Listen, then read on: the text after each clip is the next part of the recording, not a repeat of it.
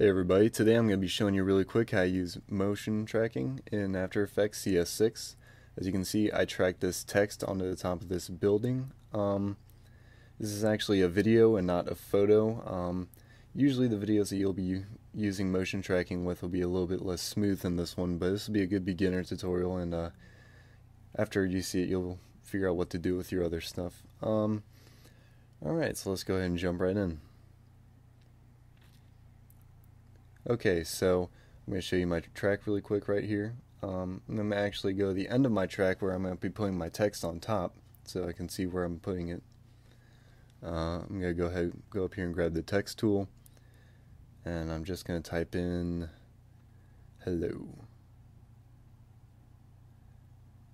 I'm going to switch it from this orange. I was actually using that for my last project. I'm going to go ahead and go to a light blue.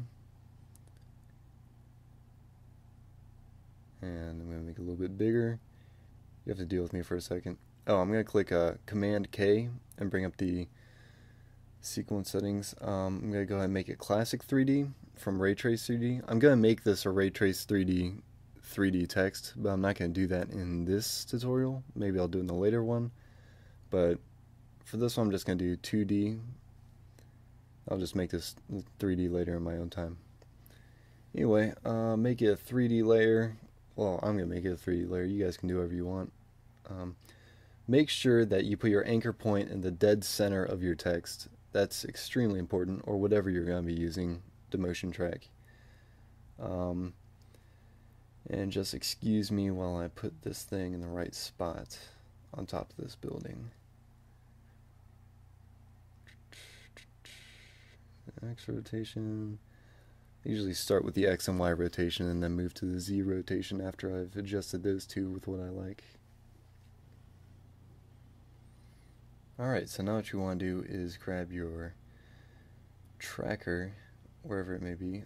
It's at the bottom right hand corner of my screen, but you can just go up to Window and go down to Tracker if you can't find it. And make sure that you make a Layer New Null Object.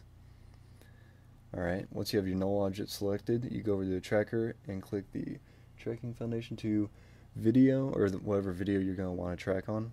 And then you select that video and click track motion. Use tracker 1 or whichever tracker you're using. I'm going to use transform, but you can also use, if you're using a 3D environment, then the different corner pins. I'm going to click rotation because since I'm doing video, there's going to be a little bit of distortion as I pan up and down, but you'll see that in a minute. I'm going to go ahead and move these track points. At the left hand side of the screen you should have your effect or control panel for your different layers. You grab kind of the middle of the track point and you should be able to pull it over like this. Make sure that you put it on a spot on your video that has contrast in the different colors. I'm going to use the sides of the windowsills because I think that shows pretty good contrast, and it'll be panning up and down with my footage.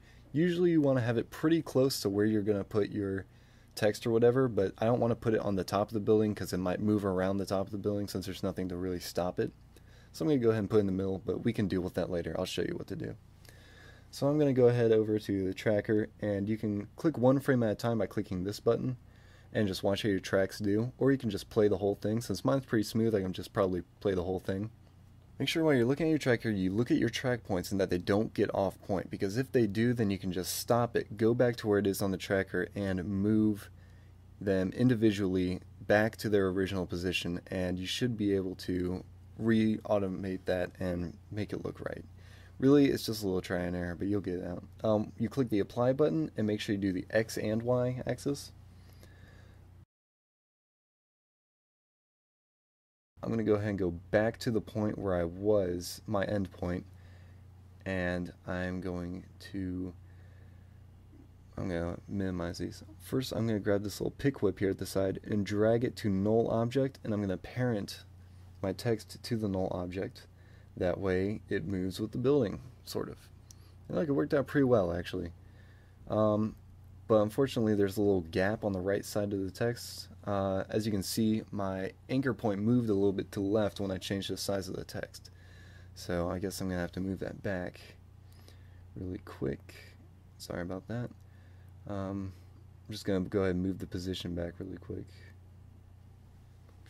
And seeing as I'm working on video, it was bound to do something like this anyway. I'm going to go ahead and go my Z rotation and click the stopwatch and make a keyframe, and then I'm going to rotate it just slightly clockwise, so that way we'll have a nice smooth move because my shot's pretty steady. I'm going to go do a RAM preview for you guys, and there it is. Doesn't look too bad. Once I make it 3D, it's going to look pretty awesome. Anyway, that's about it for this one. If you guys have any questions, please feel free to comment. Thanks for watching, and I hope this helps you out with your current and future projects. See you on the next one.